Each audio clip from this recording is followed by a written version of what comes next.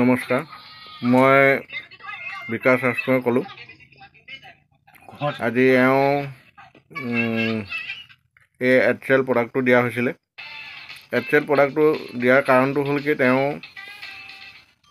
অক্টোবৰ মাহৰ 4 তাৰিখে pressure stroke হৈ পেৰালাইচিছ হৈছিল আৰু সেই পেৰালাইচিছৰ খবৰ পাই আমাক জাননী দিলত আমি আহিছিলোঁ।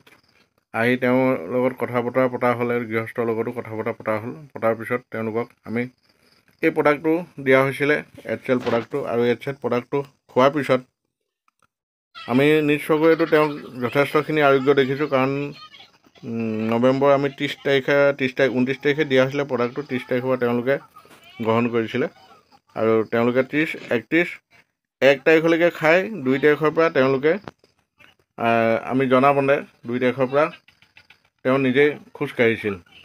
আৰু তেওঁলোকৰ মুখে কি কয় সেই কথাটো আপোনালোকে শুনকচোন। এতিয়া এই দৰৱটো খাই কেনেকুৱা পাইছে? ভাল পাইছে। কথা ক'ব নোৱাৰিছিলে, কথা ক'বও পাৰিছে, খোজকাঢ়িবও পাৰিছে, প্ৰডাক্টটো খাই পিনে হাত চাতবোৰ হিলাব পাৰিছে, বহুতখিনিয়ে পাৰিছে। প্ৰথম অৱস্থাত তাকে খোজেই কাঢ়িব নোৱাৰিছিলে। প্ৰথম অৱস্থাত মানে যেতিয়া ষ্ট্ৰক হৈছিলে, মুখ বেকা, কাণে নুশুনা, চকুটো প্ৰায় নেদেখা নিচিনা, ওৱান চাইড সম্পূৰ্ণ মানে কাম নকৰা হৈ গৈছিলে ন? এতিয়া বহুতখিনিয়ে ভাল হ'ল।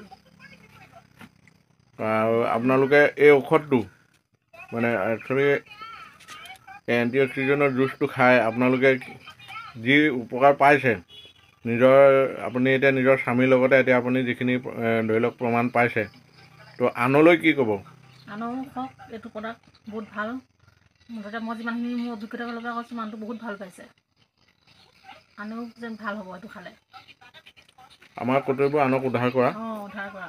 আনেও হওক, এইটো বহুত ভাল প্ৰডাক্ট হয়, কিন্তু খাই পিনে বহুতখিনি ভাল পাইছে, মই সেইকাৰণে ক'ব পাৰিছোঁ।